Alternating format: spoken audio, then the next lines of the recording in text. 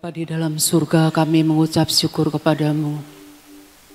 Engkau Tuhan yang memegang kendali atas hidup kami. Engkau yang memagari kami. Engkau yang melindungi kami. Engkau yang memberi kepada kami Tuhan kuasa dan otoritas. Beri kami hikmat, beri kami pengertian untuk kami boleh belajar Tuhan, untuk berkata ya dan amin atas setiap firman-Mu. Terima kasih Bapa, kami mengucap syukur. Urapi setiap kami dalam nama Tuhan kami Yesus Kristus. Amin. Shalom saudara-saudara. Kita tahu waktu Selasa Lucky sudah bicara tentang pintu dan kunci. Nah sekarang saya bicara tentang penjaga pintu. Penjaga pintu ya. Kita belajar untuk mendoakan akan ayat-ayat ya. Salah satu strategi untuk melumpuhkan penguasa dan orang kuat adalah doa mengalahkan pintu-pintu gerbang ya. Pintu-pintu gerbang kita lihat dari Mazmur 127 ayat 5. Hari ini kita banyak ayat ya. Berbahagialah orang yang telah membuat penuh tabung panahnya. Dengan semuanya itu ia tidak akan mendapat malu apabila ia berbicara dengan musuh-musuh di pintu gerbang. Musuh-musuh ada di pintu gerbang. Pada waktu zaman perjanjian lama itu orang-orang penting itu kumpulnya di pintu-pintu, di pintu gerbang gitu ya. Nah nanti ada orang yang datang, kita nggak tahu siapa itu musuh atau enggak, tapi saya akan bicara tentang kota ya. Kalau kita tahu ini kota gitu ya, kota itu dipagari dengan tembok. Dan kita tahu yang berhubungan dengan tembok, Tuhan sendiri yang menjadi pagar tembok yang berapi untuk di sekelilingnya gitu ya. Jadi kita kan bisa berdoa begitu untuk pintu gerbang. Nah itu kalau kita juga, pintu itu merupakan batas antara satu dengan yang lain. Yang namanya pintu gerbang utama itu paling banyak pintu yang dilewati oleh orang-orang, entah itu baik entah jahat. Dan kita sebagai penjaga pintu, kita nggak mau ada musuh-musuh yang tidak membangun kota kita masuk dan menguasai gitu ya. Nah, kita akan lihat bagaimana musuh-musuh di pintu gerbang itu akan kita kuasai ya. Mazmur 127 ayat 5 mengatakan, berbahagialah orang yang telah membuat penuh tabung panahnya. Dengan semuanya itu, jadi kita ini punya tabung panah. Kita harus ngisi tabung kita dengan panah-panah, senjata yang Tuhan berikan kepada kita untuk dari jauh kita akan lemparkan. Kan kalau panah kan dari jauh, kalau tombak dari dekat ya. Nah, ia tidak akan malu apabila ia berbicara dengan musuh-musuh di pintu gerbang. Musuh itu seringkali mendatangi kita. Kita bicara soal kota, keluarga, bangsa ya. Musuh mendatangi kita dengan segala intimidasi, dengan semua perkataan-perkataan yang memanipulasi, dengan segala perkataan-perkataan yang membuat kita gentar gitu. Tapi kalau kita punya firman, kita akan membuat musuh-musuh itu tutup mulut, dibungkam mulutnya. Dan kita akan membuat setiap panah-panah kita melesat persis di jantung musuh dan musuh mati tergeletak. Itu imajinasi kita harus seperti itu. Apa yang tertulis di firman, wah tepat di jantung musuh mati dah. Panahnya panah beracun yang kita punya juga ya. Nah terus kita lihat ya, kita ini belajar mau membawa keadaan kota kita, keadaan keluarga kita, keadaan bangsa kita, keadaan sekeliling kita. Kita mau bawa di hadapan Tuhan. Kenapa dibawa di hadapan Tuhan? Karena Tuhan itu adalah Raja kemuliaan. Kalau kita bawa setiap keadaan di hadapan Tuhan, nanti suatu saat Tuhan akan memberikan suatu kebaikan.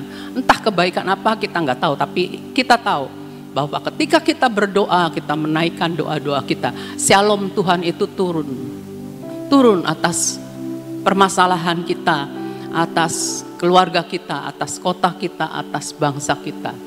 Jadi beranilah kita berdoa, ya beranilah kita berdoa, terutama memakai dengan ayat ya. Nah kalau kita lihat juga kan ada seperti Mazmur 24 ayat 7 sampai 10. Angkatlah kepalamu hai pintu-pintu gerbang. Kita tahu pintu-pintu gerbang kota kan, utara, selatan, barat, dan timur ada kan. Ada beberapa pintu, seringkali kita kelilingi ya. Terangkatlah kamu hai pintu yang berabad-abad. Nah, saya nggak cerita tentang pintu yang berabad-abad. Saudara bisa lihat, bisa dengar kembali bagaimana Pastor Samson Dabas ngomong tentang yang berabad-abad. Cuma yang saya mau kasih tahu, ada pintu-pintu kalau suruh terangkat berarti pintunya tadi tertutup. Terangkatlah kamu hai pintu-pintu yang berabad-abad. Pintu ini tertutup. Jadi harus terangkat. Harus kita doa, Tuhan angkat pintu-pintu, angkat, terangkat. Jadi supaya tidak ada yang menghalangi, yang membatasi kita untuk masuk. Ini yang tentang baiknya ya, supaya masuk Raja Kemuliaan. Siapa itu Raja Kemuliaan? Kita lihat ya, ayat 8. Siapakah itu Raja Kemuliaan? Tuhan jaya dan perkasa. Tuhan perkasa dalam peperangan. Terus, angkatlah kepalamu hai pintu-pintu gerbang, dan terangkatlah kamu hai pintu-pintu yang berabad-abad, supaya masuk Raja Kemuliaan. Jadi ada pintu-pintu yang berabad-abad tertutup, kita harus buka. Siapakah dia itu Raja Kemuliaan? Tuhan semesta alam, dialah Raja Kemuliaan. Satu keluarga, satu kota, satu bangsa, kalau pintunya tertutup, Raja Kemuliaannya belum bisa masuk, itu berarti di dalamnya itu nggak ada kehidupan. Sebab kita tahu Yesus itu adalah jalan, kebenaran, dan hidup. Kalau tertutup berarti tidak ada kehidupan. Begitu juga kita yang belum kenal Tuhan. Ketika kita mau kenal Tuhan, Tuhan Yesus masuklah ke dalam hatiku. Ini salah satu, hati itu salah satu pintu juga ya. Masuklah ke dalam hatiku. Umpama kita lagi dalam keadaan bad mood gitu ya. Tuhan kuasai jiwaku. Jiwa ini juga termasuk pintu ya, pintu akses masuknya si jahat gitu ya, melalui jiwa. Nah, kita minta itu Raja Kemuliaan masuk. Yesus bawa kehidupan, Yesus bawa kebenaran. Di mana ada kebenaran, di situ akan ada damai sejahtera. Jiwa kalau lagi galau berarti lagi nggak benar, kita lagi nggak benar. Nah, kita minta Tuhan, Engkaulah Raja Damai. Mari Tuhan, Engkau yang kuasai jiwa ini. Ya, salah satunya seperti itu ya. Kita minta pintu-pintu itu, pintu-pintu kota kita, pintu-pintu di bangsa ini. Kita minta agar terbuka supaya Yesus bisa masuk, penginjilan bisa diberitakan, dan kehidupan bisa menghidupkan setiap yang hampir mati. Kita bisa berdoa, Tuhan, Engkau tidak pernah mematahkan buluh yang terkulai, tidak pernah memadamkan nyala api sumbu yang hampir pudar. Tuhan tolong, gereja yang sedang mulai terombang-ambing, Engkau hidupkan, Engkau nyalakan kembali ya. Kita minta Tuhan untuk itu ya. Terus kita lihat juga bahwa Yehezkiel 26 ayat 2. Hai anak manusia, oleh karena Tirus berkata mengenai Yerusalem. Jadi Tirus musuh kita ya. Nah, mengenai Yerusalem. Ya, Yerusalem ini kita ya. Syukur sudah rusak pintu gerbang bangsa-bangsa itu. Ia akan beralih kepadaku sehingga aku menjadi penuh. Tirus kesombongannya, sombong. Tetapi ia menjadi reruntuhan. Jadi kalau kita ini disyukur-syukuri sama musuh kita. Oh, puas loh kamu udah mulai runtuh, sebentar lagi kamu bisa jadi reruntuhan gitu ya. Nah, kita tahu bahwa betapa pentingnya pintu itu, pintu gerbang penting, pintu gerbang hidup kita, kota kita, bangsa kita harus segera diperbaiki. Kalau ada celah, hayo harus kita berdiri di tembok celah. Kalau ada yang rusak diberesin, kalau ada yang kebakaran sedikit seperti, bukan sedikit, kalau pernah terjadi kebakaran gitu, segera diperbaiki seperti di kitab Nehemia. Jadi kita tahu bahwa pintu gerbang itu penting. Kalau tidak diperbaiki, musuh sedikit-sedikit punya akses masuk, kemudian dia menduduki, maka ia berkata, aku ini penuh, kamu runtuh. Hati-hati saudara. Terus ya, kita lihat lagi ya, Ayub 38 ayat 8 sampai 11. Ayub. Nah, ini biasanya kita bikin Efes Damim di laut, kita bikin Efes Damim di rumah kita, ya, kita pakai ayat ini. Ayub 38 ayat 8. Siapa telah membendung laut dengan pintu ketika membual keluar dari dalam rahim? Kita tahu Tuhan itu yang sanggup membendung laut dengan pintu. Laut segitu gedenya, biar RRT juga saya rasa juga tidak akan bisa membuat pintu laut dibendung, itu gak mungkin, sangat tidak mungkin. Saya tahu Tuhan di atas segala Tuhan. Ayat 9, ketika aku Tuhan, aku membuat awan menjadi pakaiannya dan kekelaman menjadi kain bedungnya. Ayat 10, ketika aku menetapkan batasnya, Tuhan yang menetapkan batas antara darat sama laut, antara yang jahat sama yang baik, pintu gerbang sana sama sini gitu ya. Tuhan udah tahu, ditetapkan batasnya, dan memasang palang dan pintu. Dan kalau saya lakukan gitu ya, ini tidur 11 dulu nggak apa-apa. 11 langsung aja nggak apa-apa. 11 ya. Ketika aku berfirman, sampai di sini boleh engkau datang, jangan lewat. Disinilah gelombang-gelombangmu yang congkak dihentikan. Kita tahu di dalam kitab Wahyu 12 ayat 18 itu, ya, iblis itu marah, naga itu marah, lalu dia tinggal berdiri di pantai. Dia tinggal berdiri di pantai laut. Nah, jadi ini misal di pantai laut nih ya. Ini laut gitu ya, ini pantai. Nah, kita kalau mau bikin Efes Damim, kita akan bilang Tuhan yang memasang palang dan pintu. Gelombang-gelombangmu ditundukkan sama Tuhan. Ya, kita bikin batas laut. Memang kalau secara ini saya minta maaf, semoga saudara diberi pengertian sama Tuhan. Setiap ayat itu setiap firman itu adalah roh. Setiap ayat itu kita bisa mengerti dengan jasmani dan dengan hal-hal yang dari roh. Jadi kita profetikin gitu tuh. Kita ngomong. Jadi tidak sekedar kita bikin Efes Damim red pakai darah, enggak. Kita harus perkatakan firman. Nah, ini kita tahu kenapa di pantai laut itu sering ada penglihatan atau mimpi gitu ya. Binatang dari dalam laut keluar. Ada apa dari dalam laut keluar? Nah, kita tahu di pantai laut, berdiri di pantai laut. Siapa yang berdiri di pantai laut ya? Nah, saudara nanti bisa lihat sendiri Wahyu 12 ayat 18. Mazmur 9 ayat 3. Ayat 13 ya, ayat 13. Sebab dia Tuhan membalas penumpahan darah. Ingat kepada orang-orang yang tertindas. Teriak mereka tidaklah dilupakannya.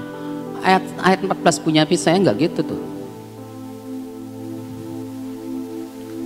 Nah, ini benar ayat 14 ya. Kasihanilah aku ya Tuhan. Lihatlah sengsaraku disebabkan oleh orang-orang yang membenci aku. Ya Engkau yang mengangkat aku dari pintu gerbang maut. Ada salah satu pintu kuasa kegelapan itu namanya pintu gerbang maut. Nah, kalau kita ingin menutup akan pintu gerbang maut dengan apa? Saudara tentunya tahu di atas segala-galanya itu yang memberikan kemenangan kepada kita adalah darah anak domba. Jadi kita tutup setiap pintu gerbang maut. Tempat di mana ada sering terjadi kecelakaan atau apa, kita tutup pintu gerbang maut dengan darah. Kita perkatakan, Tuhan Engkau yang mengangkat kami, menyelamatkan kami dari pintu gerbang maut. Jadi orang-orang yang memusuhi kita pun tidak berani melakukan perkara-perkara yang merugikan kita ya. Nah, terus kita lihat Matius 16 ayat 18. Ini adalah kemenangan kita. Dan aku pun, Yesus berkata kepadamu, engkau adalah Petrus, dan di atas batu karang ini, firman Tuhan, aku akan mendirikan jemaatku, gereja Tuhan. Gerejanya huruf besar ya. Dan alam maut tidak akan menguasainya. Jadi gereja Tuhan, gereja yang benar-benar menjadikan Yesus Tuhan itu Raja dan mengikuti setiap peraturan-peraturan pemerintahan kerajaannya itu di alam maut tidak akan menguasainya. Akan terjadi seperti yang firman ini katakan. Kami percaya bahwa gereja Tuhan tidak bisa dikuasai oleh alam maut sekalipun, ya. Luar biasa, saudara harus masuk ke dalam bilangan orang-orang pemenang. Kita lihat Mazmur 118 ayat 19. Bukakanlah aku pintu gerbang kebenaran, aku hendak masuk ke dalamnya, hendak mengucap syukur kepada Tuhan.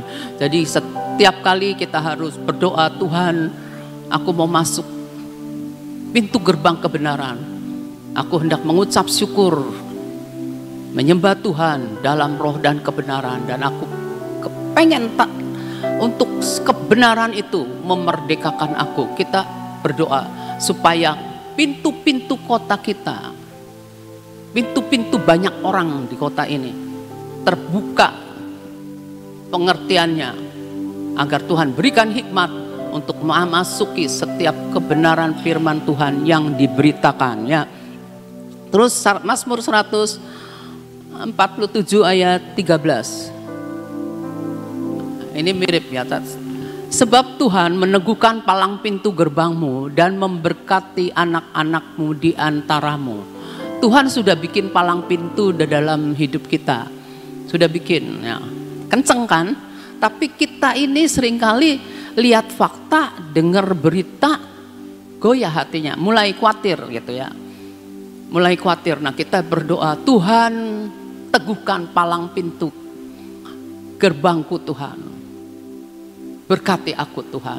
Minta untuk diteguhkan kembali sama Tuhan. Kita perkatakan, jangan diem sembari baca. Perkatakan, Tuhan teguhkan, Tuhan teguhkan, teguhkan Tuhan. Kuping kitanya dengar, ya. Seperti itu, ya, belajar mendoakan firman, ya. Biar Tuhan kuatkan lagi hati kita yang goyah, ya, supaya jadi tetap teguh. Yesaya 45 ayat 1 sampai 3. Beginilah firman Tuhan. Inilah firmanku kepada orang yang kuurapi, kepada Kores yang tangan kanannya kupegang, supaya aku Tuhan menundukkan bangsa-bangsa di depannya. Ya, ada bangsa-bangsa yang merupakan musuh kita, ya. Menundukkan bangsa-bangsa di depannya. Bangsa-bangsa pemerintahan kerajaan itu bukan manusianya, saudara. Berarti pemerintahan, kekuasaan, dan penguasa-penguasa kerajaan angkasa, ya. Dan melucuti raja-raja supaya aku Tuhan membuka pintu-pintu di depannya. Tuhan bisa membuka setiap pintu di depannya, dan supaya pintu-pintu gerbang tidak tinggal tertutup. Tuhan tidak mau pintu-pintu gerbang yang harus terbuka menurut Tuhan itu tinggal tertutup. Jadi terus dulu, ya. Nah, aku sendiri Tuhan hendak berjalan di depanmu dan hendak meratakan gunung-gunung penghalang, ya. Hendak memecahkan pintu-pintu tembaga. Waduh, susah sekali pintu-pintu tembaga. Rumah saya yang lama, rumah masa kecil saya itu masih punya palang pintu. Bukan tembaga, saudara, tapi besi, dari besi, ya. Jadi dari besi. Aduh, lumayan kuat juga gitu, ya. Lumayan kuatnya gitu tuh buat kita yang perempuan sulit gitu, ya. Tapi Tuhan bilang, tapi saya nggak pernah berkata, Tuhan pecahkan palang-palang besi ini, enggak. Cuma ini yang buat kita doa gitu, ya. Penghalang-penghalang yang susah sekali karena punya pintunya tembaga, punya palang-palang besi, tapi kita punya Tuhan yang luar biasa yang sanggup memecahkan akan pintu tembaga, palang besi, bahkan gunung-gunung dibuat sama Tuhan rata, ya. Terus yang ketiga, aku Tuhan akan memberikan kepadamu harta benda yang terpendam dan harta kekayaan yang tersembunyi. Tetap supaya engkau tahu bahwa akulah Tuhan Allah Israel yang memanggil engkau dengan namamu. Ada, kalau kita berdoa untuk kota, untuk bangsa gitu, ya. Ada harta-harta yang terpendam yang belum digali. Ada kekayaan daripada harta-harta yang masih tersembunyi. Tuhan belum bukakan berarti Tuhan punya maksud. Tetapi juga kita harus tahu saat-saat mana sebenarnya harta kekayaan dan harta benda yang terpendam itu dikuasai oleh tangan-tangan yang kotor, oleh tangan-tangan hitam ya. Nah itu musuh yang ingin menguasai. Tapi Tuhan kita yang memegang kunci Daud bisa, kalau kita mendapatkan rema dari Tuhan, kita bisa mengatakan seperti ini ya. Tuhan yang menundukkan bangsa-bangsa, Tuhan yang melucuti raja-raja, membukakan akan pintu-pintu supaya tidak tinggal tertutup, dan harta kekayaan terpendam, harta kekayaan yang tersembunyi bisa dibongkar dan kita bisa lihat. Ketika Tuhan berkata ambil, maka kita akan ambil. Kita lihat betapa ajaibnya Tuhan kita ya. Tuhan sendiri yang melakukannya. Jadi jika kita tahu seperti Yesaya 22 ayat 22 itu hafal semua ya. Jika Tuhan yang membuka, tidak ada seorang pun yang dapat menutup. Kalau Tuhan sudah buka, tidak ada seorang pun yang sanggup untuk menutup. Kalau Tuhan sudah nutup, tidak ada satupun yang bisa membukanya ya. Nehemia 2 ayat 13b. Demikian pada malam hari aku keluar melalui pintu gerbang lebak ke jurusan mata air ular naga dan pintu gerbang sampah. Ini kalau cerita Nehemia banyak lagi saudara. Aku menyelidiki dengan seksama, yang saya mau ambil ini. Aku menyelidiki dengan seksama tembok-tembok Yerusalem yang telah terbongkar dan pintu-pintu gerbangnya yang habis dimakan api. Kalau kita doling gitu ya, kita kan ngelewatin jalan-jalan, anggaplah jalan-jalan itu tembok-tembok. Nah kita lihat spanduk-spanduk. Saya paling ingat kalau spanduk tentang iklan waktu dulu, ada iklan suruh anak-anak nonton apa itu tuh, kayak sulap tapi bukan sulap, apa gitu tuh namanya, lupa saya. Nah itu kan mengundang, nah itu kan membuat tembok bisa dibongkar. Kalau orangnya yang nggak ngerti dia akan masuk. Orang-orang itu akan memenuhi undangan masuk ke situ, padahal itu merupakan tembok yang sudah retak ya. Dan pintu-pintu gerbangnya yang habis dimakan api. Pintu gerbang habis dimakan api berarti ada musuh. Kita harus segera memperbaiki. Ada musuh, kita harus segera memperbaiki. Nah kita ini harus menyelidiki. Mestinya kalau patroli itu sebulan sekali saudara. Patroli untuk kota ya, sebulan sekali gitu ya. Nah, mari saudara harus jadi pasukan yang berani untuk berpatroli, untuk menjaga tembok dan membuka ataupun menutup pintu gerbang. Terus ya, Yeskel 43 ayat 1 sampai 2, ini yang tentang pintu gerbang kemuliaan.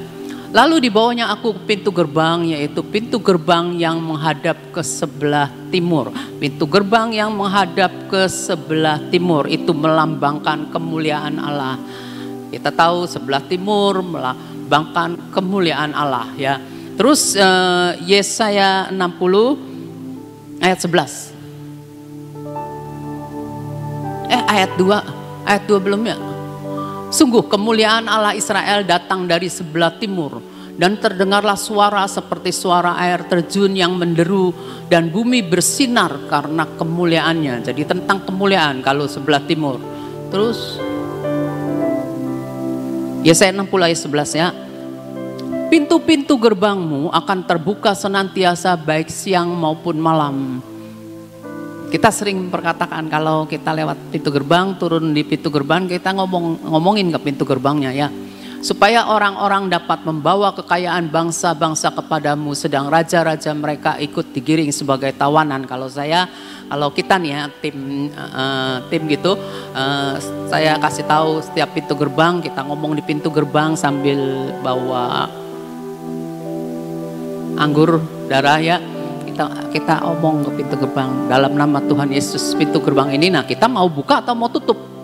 Kalau kitanya mau masuk berarti kita buka kan, kalau mau keluar kita tutup.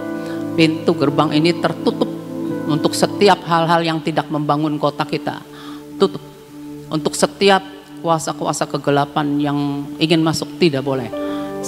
ketika kami perkatakan bahwa kota ini perboden untuk kuasa-kuasa kegelapan. Jangan lihat begininya saudara. Kita kan sering lihat gini. Wah, ada apa ya, museum apa gitu ya. Jangan lihat, pokoknya kita perkatakannya cuma firman. Perkatakan cuma firman. Supaya raja-raja, kekayaan bangsa-bangsa, kekayaan dari tempat lain boleh masuk membangun kota Sion. Dari pelabuhan kita bilang, kekayaan dari luar pulau, mari masuk bangun kota Sion. Kita berani berkata seperti itu ya. Nah, terus kalau kita lewat di jalan orang-orang yang belum mengenal Tuhan, kita bisa kekayaan orang fasik pada waktunya akan kembali kepada Tuhan, kembali kepada Tuhan. Bukan kembali kepada kita, tapi kembali kepada Tuhan. Dibawa untuk memuliakan rumah Tuhan ya, yang ajaib seperti Yesaya 60 ayat 11. Terus Yesaya 60 ayat 11 ya. Sesungguh bukan itu, masih itu. Jadi kita ini, pintu gerbang ini terbuka untuk kita terima berkat, untuk kota kita terima berkat, supaya orang dapat membawa kekayaan bangsa-bangsa, kekayaan masuk ke dalam kota kita. Raja-raja mereka ikut digiring sebagai tawanan.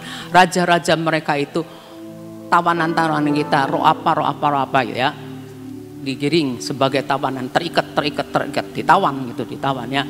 Terus yang kita juga mau untuk itu yang terbuka. Kalau kita yang tertutup itu kita bilang pintu gerbang ini tertutup bagi semua kenajisan, bagi semua narkoba, bagi semua okultisme, bagi semua penipuan dengan itu tuh, dengan tenung sihir kayak gituan ya, ditutup dan semua kejahatan kita tutup itu untuk yang tidak baiknya ya, dalam nama Tuhan Yesus. Terus Kejadian 28 ayat 16. Ketika Yakub bangun dari tidurnya, berkatalah Yakub, sesungguhnya Tuhan ada di tempat ini. Aku tidak mengetahuinya. Terus Yakub takut dan berkata, alangkah dahsyatnya tempat ini. Ini tidak lain dari rumah Allah. Ini pintu gerbang surga. Berdoa agar setiap kali kita bisa melihat pintu gerbang surga itu ada di tempat ini. Ada di tempat kita ibadah, ada di teman. Berdoa terus supaya biar Tuhan tetap ada, karena ada orang-orang yang mau bayar harga untuk pintu gerbang ini terbuka, pintu gerbang surga terbuka. Open Heaven Ministry terbuka benar-benar ya. Nah, kalau kita lihat lagi, kita mau pintu gerbang kota kita dan juga dalam negara Indonesia ini menjadi pintu gerbang kebenaran dan bukan pintu gerbang kejahatan. Kita tutup setiap akses pintu-pintu gerbang untuk teroris masuk, untuk radikal masuk, tidak bisa masuk ya. Pokoknya kota ini tetap adalah kota Sion. Itu aja yang saya bisa bagikan. Kita harus benar-benar tahu dan melindungi akan kota kita, berdoa untuk kota kita, untuk melalui Roh Kudus Tuhan akan menolong kita semua. Puji Tuhan. Ya, saudara bicara tentang penjaga pintu ya. Saya tambahin dikit, saya terangin ya. Ibu Abigail ini dia adalah seorang pakar tentang peperangan, saudara ya. Menjadi penjaga pintu, dia adalah salah satu daripada anggota army yang kuat. Jadi kalau sebulan sekali tanpa saya bilang, ayo doa keliling, itu otomatis ya. Dia punya pasukan untuk doa keliling. Kenapa perlu doa keliling? Ini adalah sesuatu penjagaan untuk kota ya. Tanpa disuruh, Ibu Abigail ini sudah nutup semua pintu gerbang. Nah, saudara, ini ada pelajaran khusus. Nah, Ibu Abigail ini diberi kesempatan setiap hari Kamis itu mengajar kita bagaimana kita ini sebagai penjaga-penjaga pintu buat kota kita, tapi juga sebagai penjaga pintu untuk hidup keluarga kita. Satu keluarga itu harus ada satu yang benar-benar menjadi penjaga pintu. Kita semua seharusnya menjadi penjaga pintu masing-masing dalam hidup kita. Tetapi dalam satu keluarga itu minimal harus ada satu yang mau berdiri buat keluarga. Caranya yaitu menjadi penjaga pintu dalam keluarga kita. Sehingga tadi yang sudah diterangkan, musuh tidak akan dapat masuk karena ada penjaga. Ya. Kecuali memang kalau kita lihat, ya itu Petrus kok bisa keluar dari penjara walaupun ada penjaganya. Itu miracle, itu sesuatu hal yang memang dari Tuhan sendiri. Buat Tuhan tidak ada barang mustahil untuk melepaskan daripada semuanya belenggu. Ya. Tapi yang dinamakan penjaga ini dari kuasa kegelapan. Ya. Kita sebagai anak-anak Tuhan belajar berdiri buat keluarga kita supaya benar-benar ada penjaga di dalam keluarga. Ya. Tadi udah diterangkan bagaimana kalau pintu itu tidak tertutup, ya musuh bisa masuk. Bagaimana saudara itu misalnya mau bepergian lalu membuat efes damim, ya. Nah itu dari Ayub tadi sudah diterangkan. Jadi belajar untuk benar-benar kita tidak sekedar mengguyur anggur, tapi harus dibicarakan, ya. Harus keluar dari mulut kita. Harus ada satu penjaga di dalam keluarga. Maka keluarga saudara dan saya ada dalam perlindungan Tuhan. Apalagi saat-saat ini kita dalam keadaan puasa, iblis tidak tinggal diam. Ya, jadi harus benar-benar ada penjaga satu dalam keluarga untuk membuat suatu menjaga benteng perlindungan yang Tuhan sudah berikan. Mari kita berdoa. Bapa, terima kasih buat firman-Mu. Setiap kali Engkau memberikan kepada kami cara-cara untuk kami boleh menjadi pasukan yang berkenan di hati-Mu. Terima kasih Bapak untuk firman-Mu. Biarkah Engkau berikan kepada kami hati untuk mau menjadi penjaga, merelakan diri untuk berdiri buat keluarga kami masing-masing, buat diri kami Tuhan, dan buat kota ini. Terima kasih Tuhan untuk semua firman-Mu. Biar kami boleh mencerna setiap firman yang diberikan, supaya benar-benar kami mengerti apa yang harus kami lakukan. Bapak, terima kasih untuk hari ini. Kami tetap mau berdoa Tuhan untuk bangsa dan negara kami Tuhan. Kami berdoa saat ini ya Bapak. Kami benar-benar berdoa buat kesehatan akan Bapak Presiden kami. Engkau tahu Tuhan, yang dikerjakan setiap kali sungguh amat sangat luar biasa. Dia tidak pernah mau berhenti untuk istirahat. Kami hanya minta kekuatan yang daripada-Mu. Berikan kepada Bapak Presiden kami kekuatan yang daripada-Mu, kesehatan yang daripada-Mu, untuk tetap dapat memimpin bangsa ini sampai garis akhir. Kami berdoa Tuhan, Engkau kuasai akan jiwanya, Engkau kuasai akan pikirannya. Berikan hikmat yang berasal daripada-Mu untuk terus mengarahkan akan bangsa ini masuk ke dalam suatu kemenangan. Terima kasih untuk semuanya Bapak. Kami tetap minta anugerah-Mu turun Tuhan. Engkau siapkan saat-saat ini Tuhan pengganti yang berkenan di hati-Mu. Kami sungguh berdoa Tuhan, Engkau yang akan mengatur dalam segala perkara. Engkau akan merencanakan, membuat skenario yang sangat baik buat bangsa dan negara ini. Sampai apa yang sudah dijalankan tidak akan terbengkalai Tuhan. Kami percaya Engkau punya otoritas, Engkau punya kedaulatan atas bangsa ini. Oleh karena itu kami mau menyerahkan semua ke dalam tangan-Mu.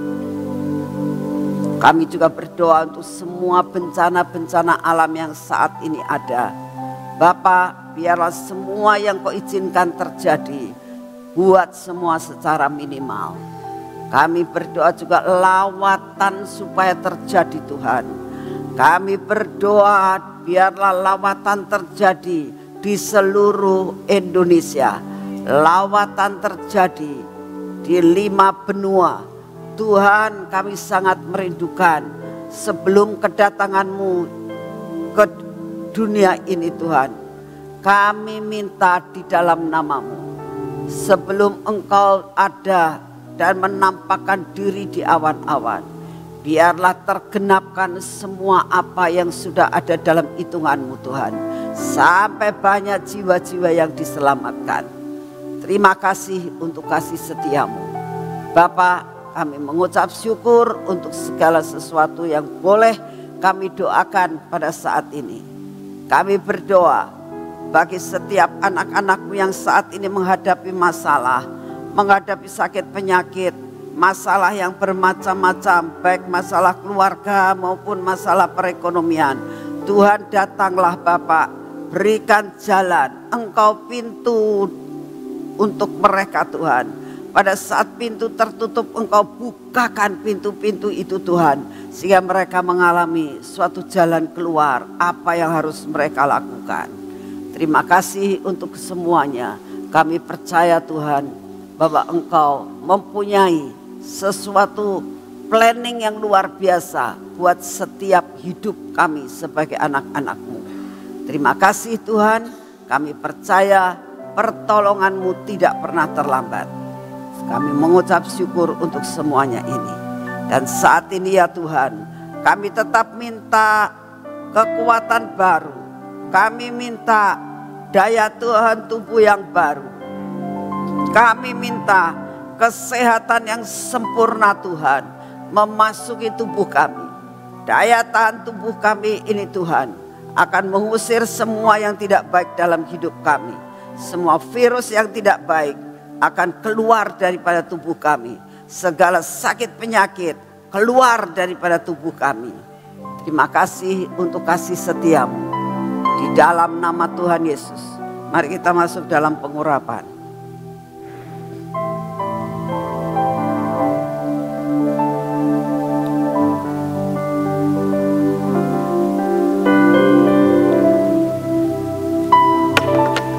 Dalam nama Tuhan Yesus, biarlah pengurapan ini menguasai akan hidup kami ya Tuhan.